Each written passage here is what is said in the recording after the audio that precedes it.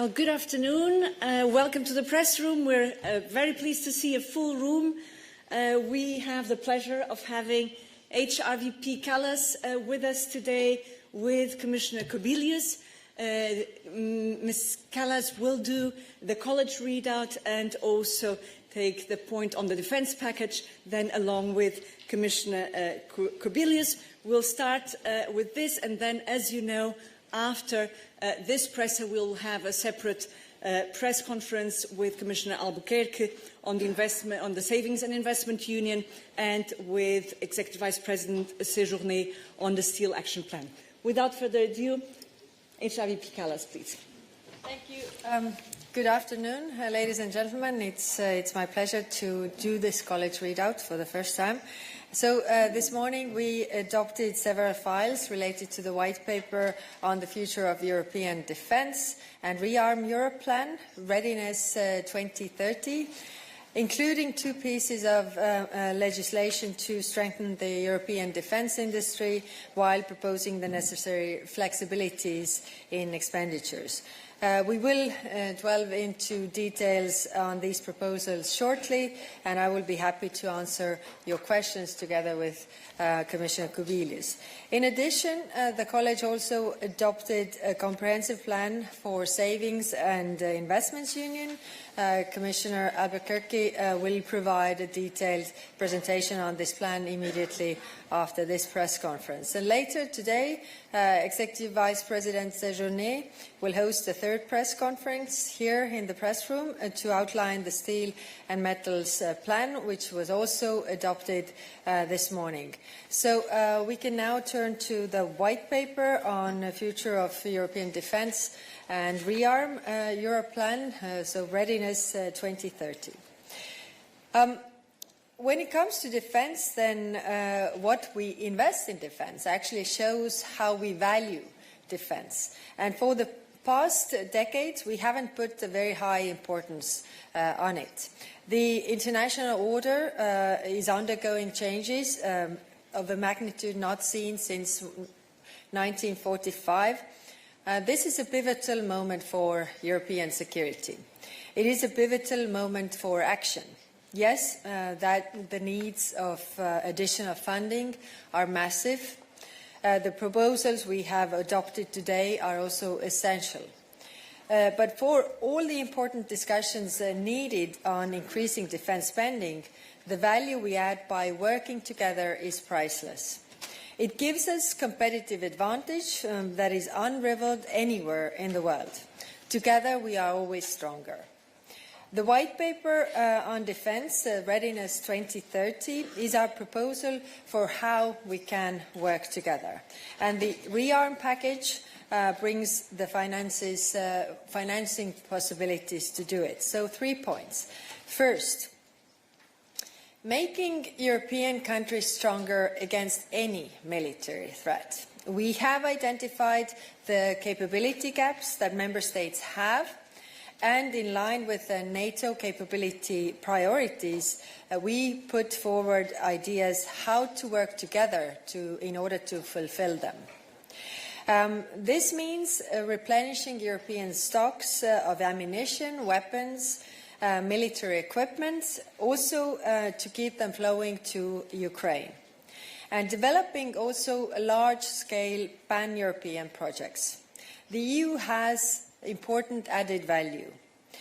We can support Member States to aggregate demand and harmonise requirements. We can support European industry, ramp up production capacity, and we can also support Member States where they cannot do it alone, because it is either too expensive or too complex. It's faster and cheaper if you work together, and interoperability, which is also a problem for us, that the capabilities don't really work together, can be built from the start. Ukraine should be part of this work too. We have a lot to learn from Ukraine's battlefield experience. We should also be in the position to develop defence systems for Ukraine, but also with Ukraine. Member States must remain in the driving seat when it comes to defence. This is a question of national sovereignty. And that is why we must connect our work here in Brussels with the end users. That it means our member states.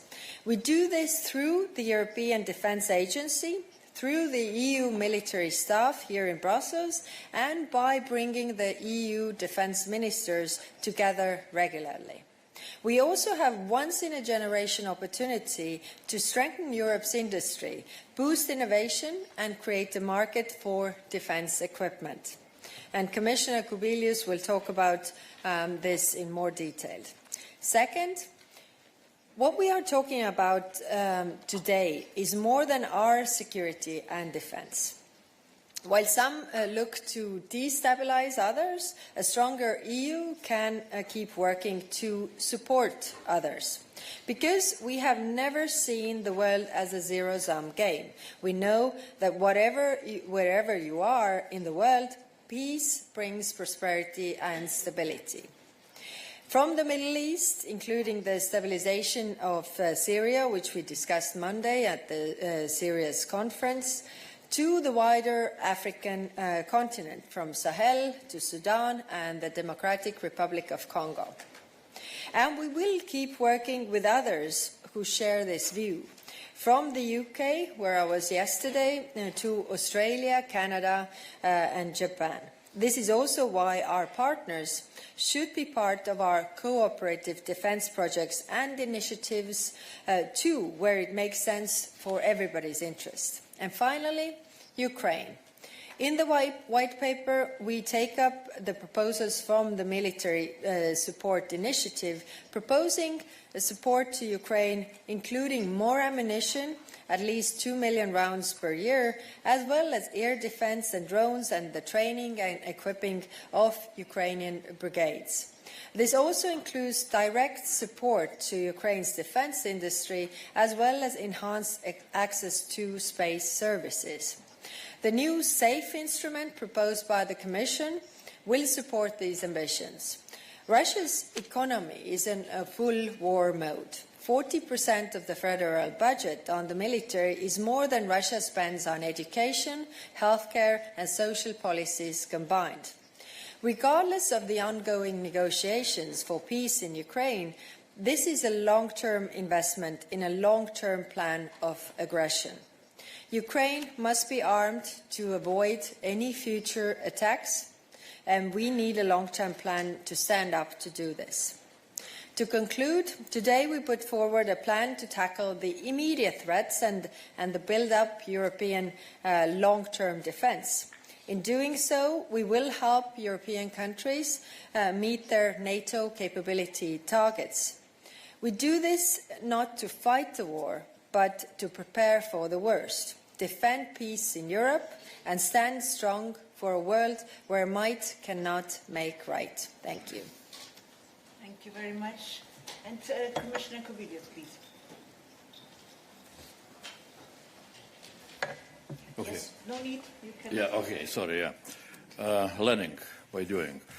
Well, first of all, thanks a lot, Kaja, for all your words and for our cooperation in drafting white paper. Of course, also thanks and gratitude to all our teams and services. There was a lot of job to be done. So thanks to everybody. On this occasion, I would like to stress also the role of the Commission President. President von der Leyen, from the very beginning of this mandate, made defence a clear priority for this Commission. And just yesterday, she repeated in Copenhagen the essence of what all of us need to do. I quote, "If Europe wants to avoid war, Europe must get ready for war." End of quote. As you remember, intelligence services, for example, of Germany and Denmark, recently publicly announced that, according to their knowledge, Kremlin is preparing to test NATO Article 5 before 2030. That is why we need to have a roadmap for Readiness 2030. Because we need to act big. And those are also the words of President von der Leyen.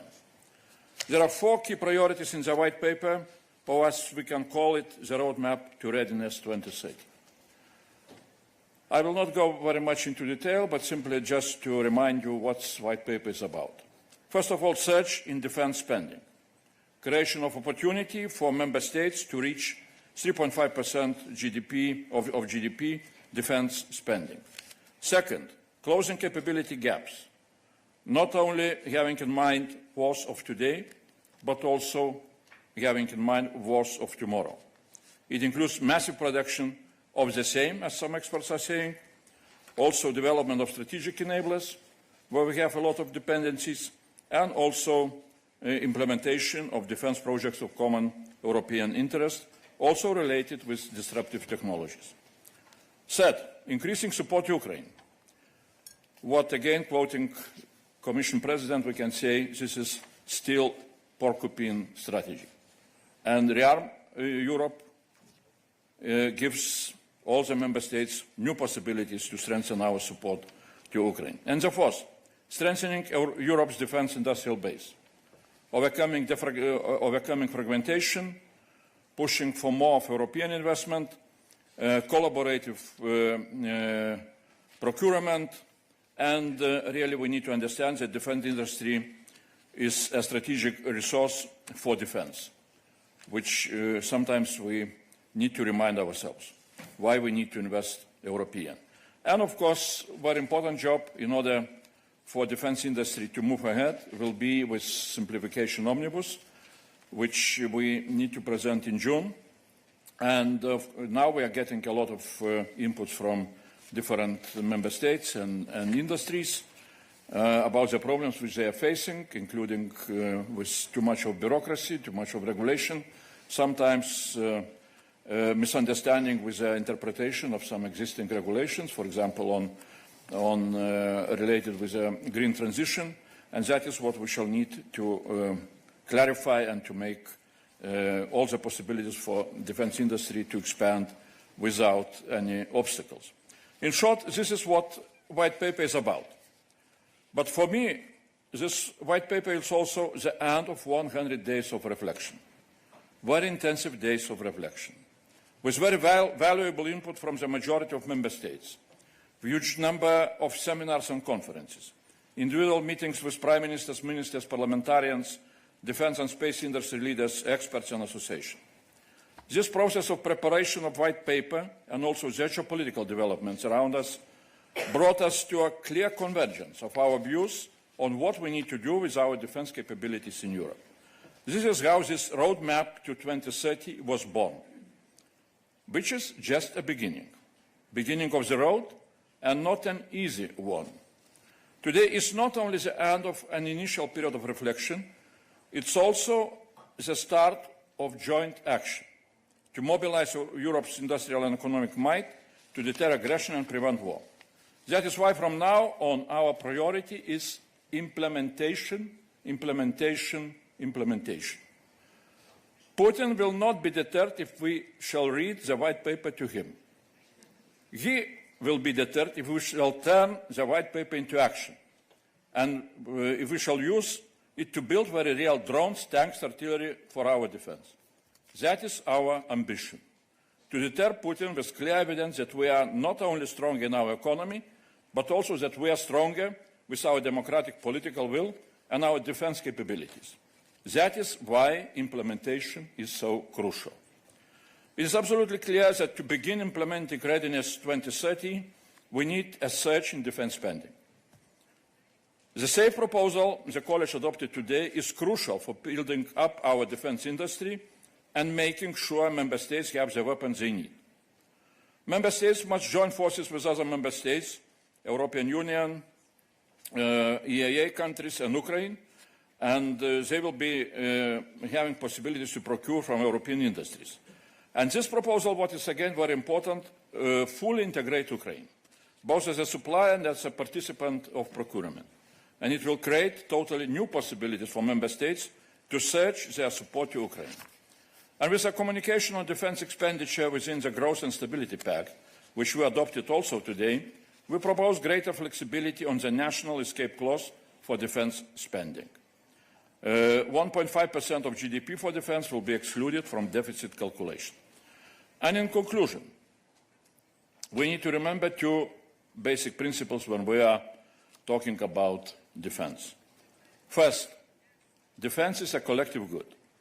The defense readiness of individual member states is an expression of the basic European value of solidarity. Our security depends on our ability to implement collective defense. Collective defense can only be effective if all member states invest into appropriate development of their national defense capabilities. Without this kind of investment, defense of other countries is weakening.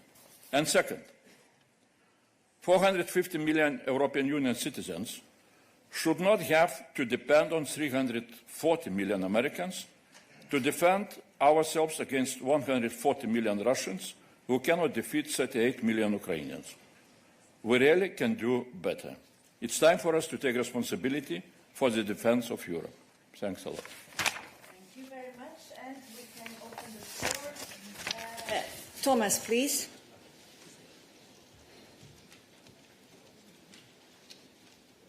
Thanks a lot, Thomas Kutschka with Frankfurter Allgemeine Zeitung. I have two questions. The first one is to the Defense Commissioner. When this discussion started a while ago, it started with a proposal by two member states for a flagship project, which was basically a common air defense shield. Now, reading the white paper, I realize that you identify gaps, but there are absolutely no flagship projects in it. So my question is, why did you not pursue this path and deliver on this request? And the second question goes to the HRVP. So we learned today that the cutoff date is 2021, when combined average spending by EU member states was at 1.5%. Adding 1.5% brings it to 3%. Does this mean that this is the new level of ambition that should be pursued by member states? Of course, it's different for anyone, but the new average level of ambition. Thank you. Good. Commissioner Kubilius, thank you. Oh, again, I'm pressing. So, thanks a lot for a very good question. I would maybe simply will clarify.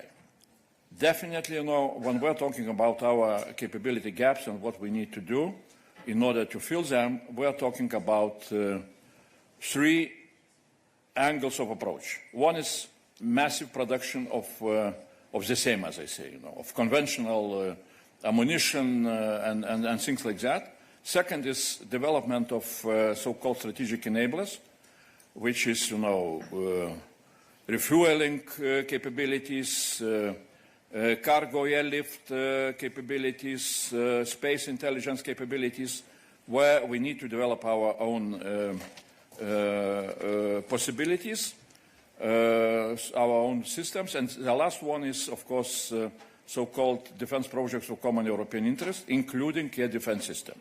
That is very clearly written into my mission letter, and that is why I would simply say that we are not forgetting. Simply what we are looking for is that now, with implementation stage of white paper, we shall go really much more deeply and concretely into developing some language of the options of so-called defense project for common European interest, with a goal to present those options to the Council perhaps in June. Because member states need to decide which kind of defense projects of common European interest they are ready to implement in the next stage. Yes. Thank you. It is clear that we are in a totally new area. A new international order is being shaped. And if you look back in the Cold War area, then all the countries in NATO were spending more than 2%, some even more than 5% of their GDP on defense. And why? Because the threat was real. Now we don't have a Cold War, but we have a hot war on the European soil, and the threat is existential. It's as real as it can get. So yes, we need to do more. Whether the new level of ambition is 3%, 4%, or 5%, I wouldn't get stuck to the numbers, but rather the capability gaps that we have, and we have also addressed them in the white paper. That is air and missile defense, that is artillery systems, that is ammunition, missiles, drones, counter-drone systems, military mobility, AI, quantum, electronic warfare, strategic enablers. So these all cost a lot of money. And the point of the white paper is that we can do them together because it's not only national defense but actually regional. And by doing them together, we can also spend less on the capabilities but have them in place. So I wouldn't get stuck to the numbers, but yes, I agree that the new level ambition is higher than 2%. Yes, please, Philippe. Hello, I'm Florentin Collomb from Le Figaro from France. Yesterday, the President of the Commission suggested that the Commission itself could act as a buyer of equipments for the Member States. You haven't mentioned that. Is it a possibility that you're seriously looking at, or is it just a suggestion that she made to be discussed for further development in the future? You want to go? Well, this is a language from white paper as a possibility for member states to agree that Commission can sometimes, be in such kind of assistance. But it's not only Commission can play such a role, because what is the logic of white paper on development of our capabilities very much accent on what we call collaborative procurement or joint procurement, which is one of the most important instruments for us to try to diminish the problems, systemic problems of our defense industry, which is very much fragmented, and you know that also we are spending quite a lot of money outside of our defense industry. So in order to go for joint procurement, we need to have some structures which would help member states to be effective with implementation of joint procurement projects. And here are different possibilities, like European Defence Agency, like some other possibilities related with NATO, or Commission also can play such kind of role, which was done with, first of all, with the implementation of so-called EDIRPA program. Yes, if I may add, we have the European Defence Agency that is underused, I would say. So we definitely don't need to create any new competencies or any new structures if we have already structures in place. The competence on defence spending is, of course, with the member states. It's only when they want to act together, then European Defence Agency can bring something, additional value also to the table to make it easier and make it cheaper and to find all those ways. Thank you. Henry, please. Henry Foy, Financial Times. Thank you for the floor. The proposal as written excludes third countries other than Norway and Ukraine, so notably the US, UK, Turkey. The UK exclusion in particular will be a really big problem for many Italian, Swedish, German companies in particular. So my first question is, do the two of you agree with excluding those countries? And was there any debate inside the college about this French bi-European push? And secondly, you're talking about urgent needs, you're talking about a rapid scaling up.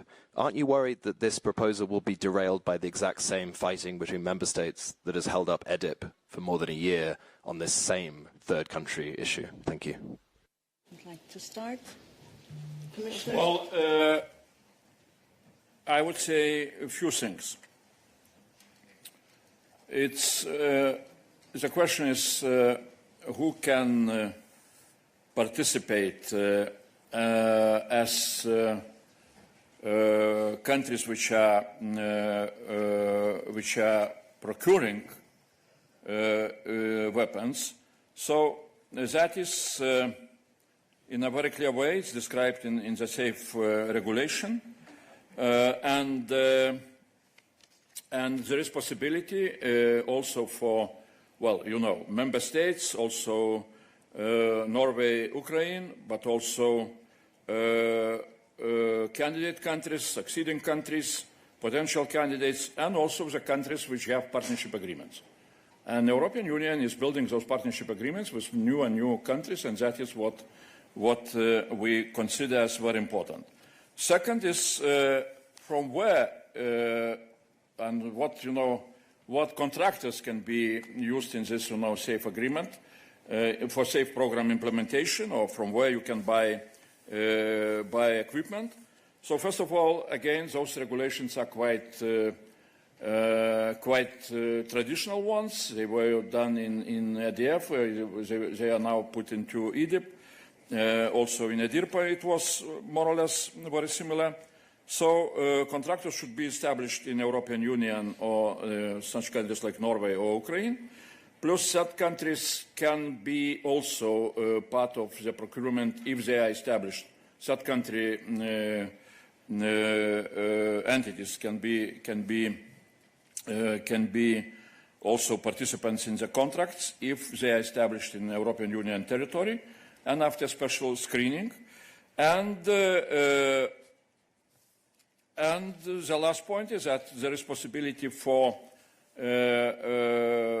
to procure from other countries if there will be bilateral agreements. This is something new. So that is opening also possibilities for different, you know, options, and that is, you know, what we can say. It's nobody is excluded. Yes, I will add to that. So first, I think we have this opportunity window to really build up the European defence industry. And I mean, we are in this situation, what we see also with Ukraine. If they use weapons that are not produced in Ukraine, then sometimes there are limitations on how you can use those weapons. And in terms of crisis, I mean, your military needs to really have free hands in this regard. So that is coming from this situation. So, like Andrius was also already explaining, all the countries that are within the same categories, and when it comes to UK, for example, then we are working on really, you know, having this defence and security partnership with UK.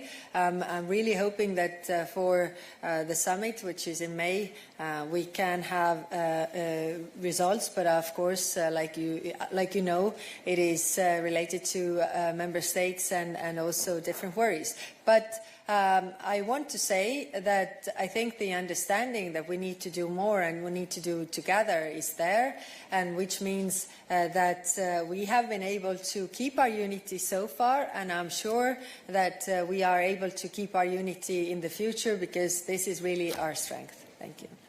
And now it's working. Ana Matos Neves with the Portuguese news agency Lusa. I have a question regarding funding. Why is the Commission only asking for financial predictability in the next MFF instead of talking about concrete future programs? Are the new Eurobonds, as by Portugal and Spain, for instance, for defence completely out of question?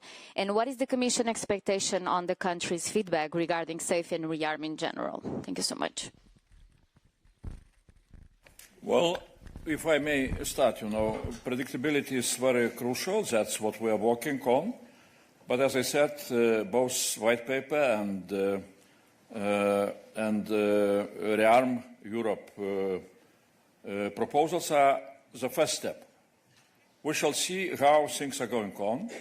We expect that those possibilities which now are created with safe regulation and with possibility for escape clause to be used by national governments really will be attractive. I would remind that the loans, European loans, which now we are proposing for member states, 150 billion loans, are very similar in their construction with what was done back during pandemic, so-called SURE instrument. And at that time, around 20 countries were using this possibility. to have cheaper loans, and they would be able to get loans from the market.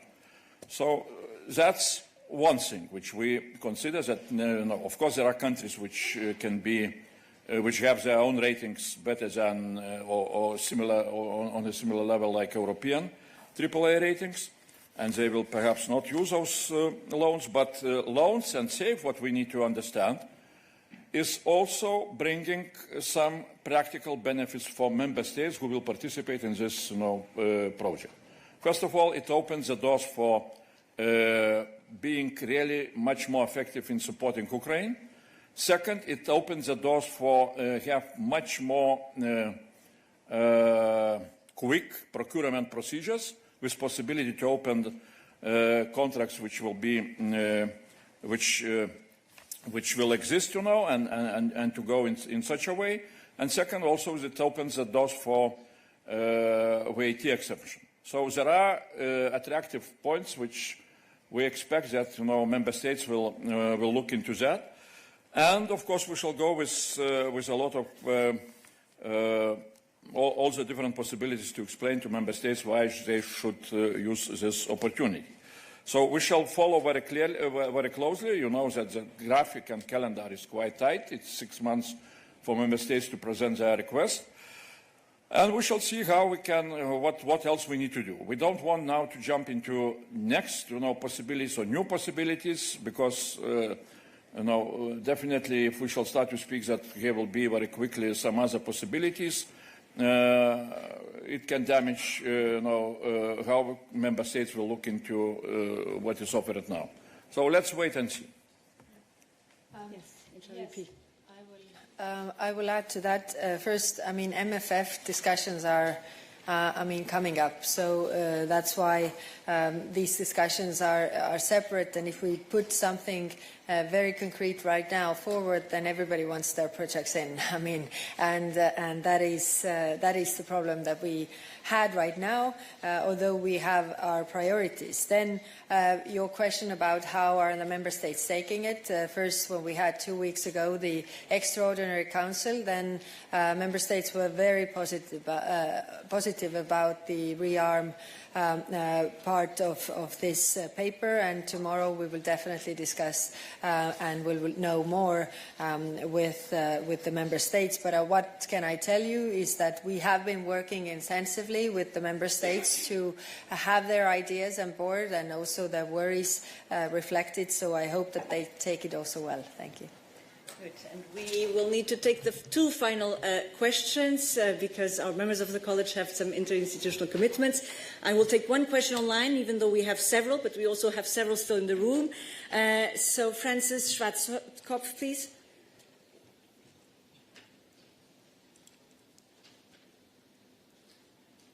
Schwarzkopf from Bloomberg News. I was hoping you could detail a little bit what role investors are expected to play in terms of financing the rearmament, and what changes you might be making, especially to the sustainable finance framework, in order to augment investor interest in the industry. Was the question clear? Or if not, maybe you need to repeat, because it was a bit cut, Francis. Can you just reformulate briefly? Yeah, okay. Yes, thank you. I will.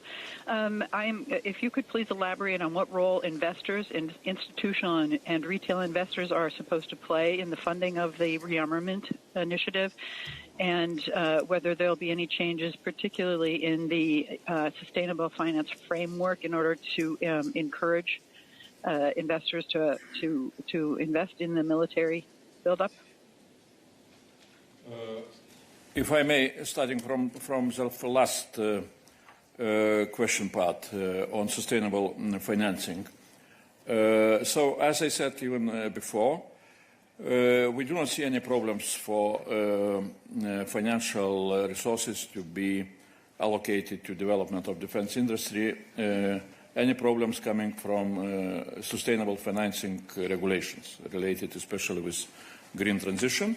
But the problem sometimes is maybe interpretation, sometimes of how financial institutions understand those regulations. We are working very closely with financial institutions both with EIB and private banking. We had very important roundtable discussion. We see really the changes in the attitude of financial institutions, how they perceive investment into defense.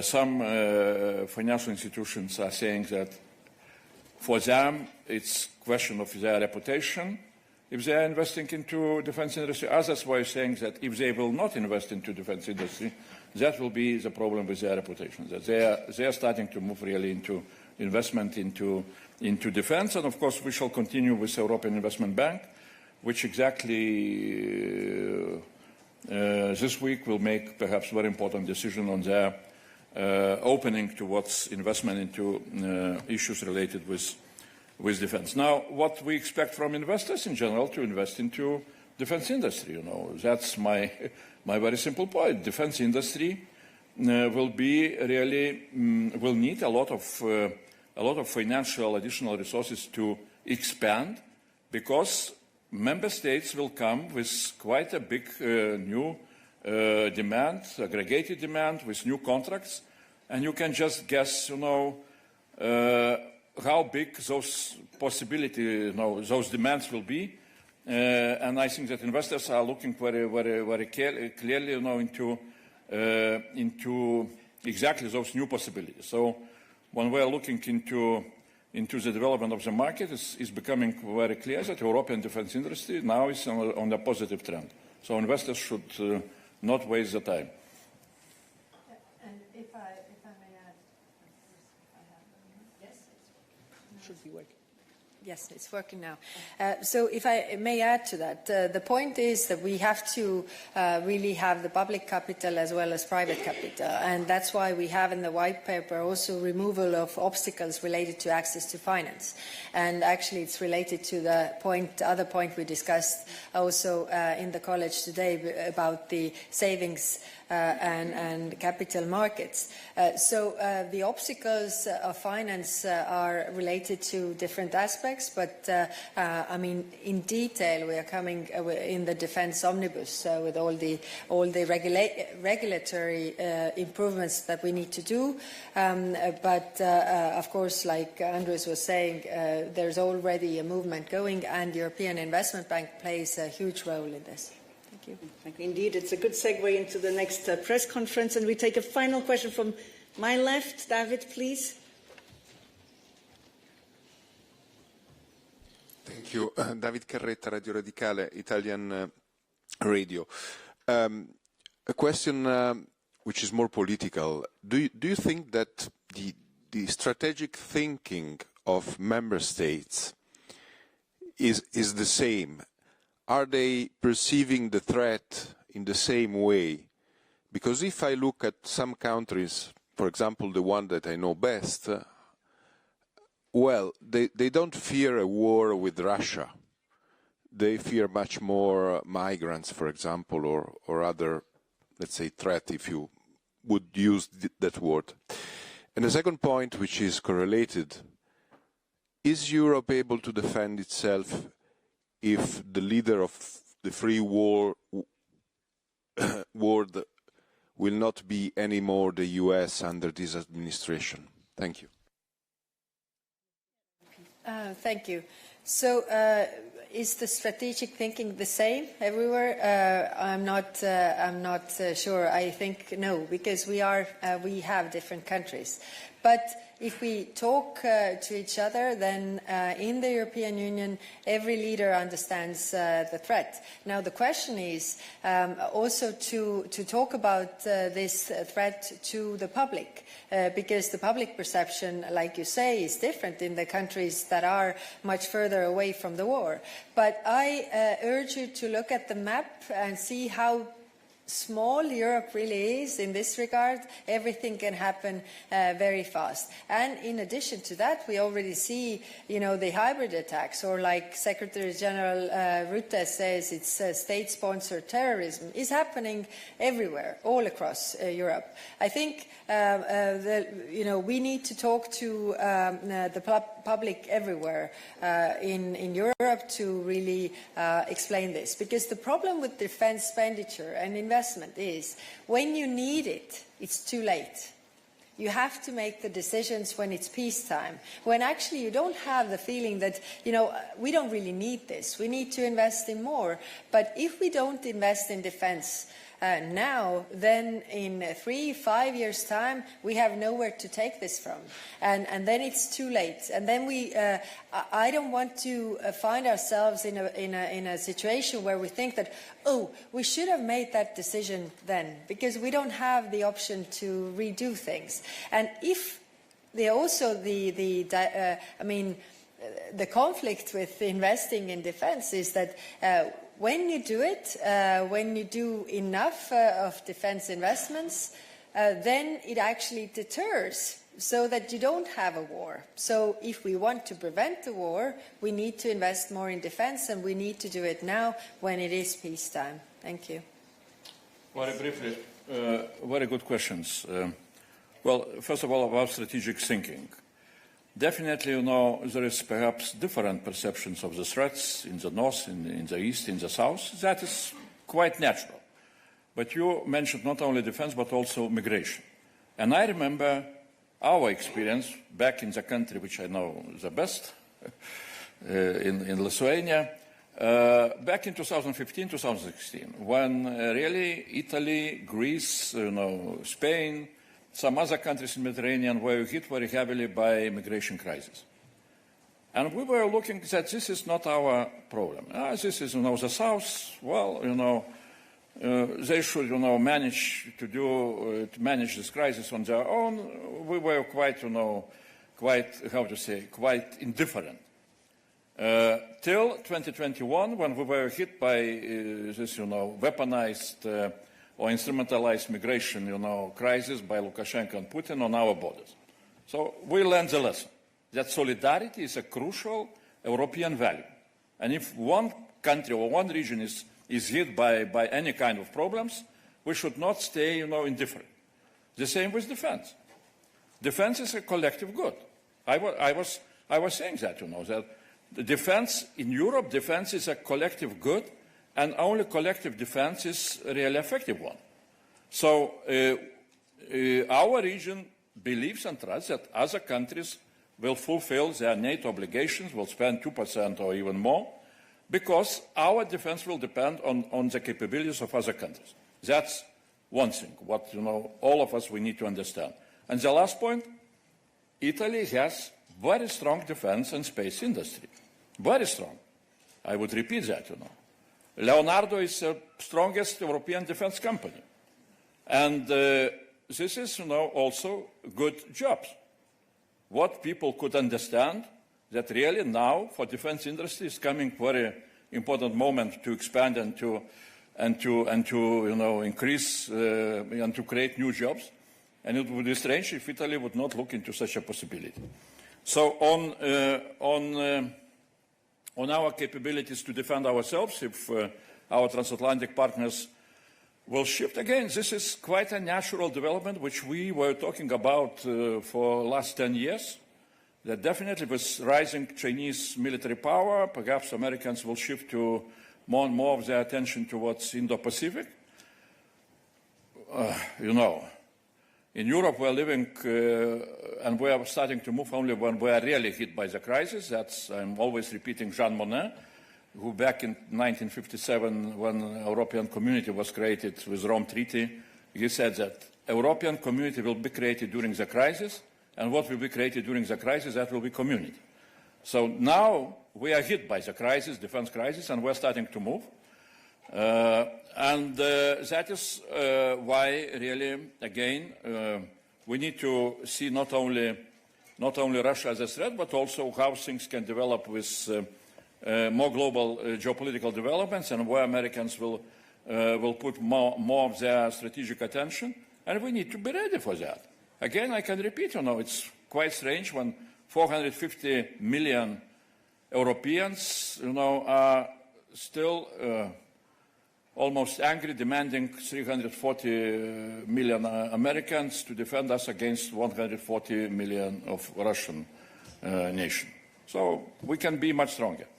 And with this We conclude, as said, our members of the College need to move on. Thank you very much, HRVP and Commissioner Kubilius. We will move on. Don't go away for the next session with the Savings and Investment Union, and on our side with Olaf.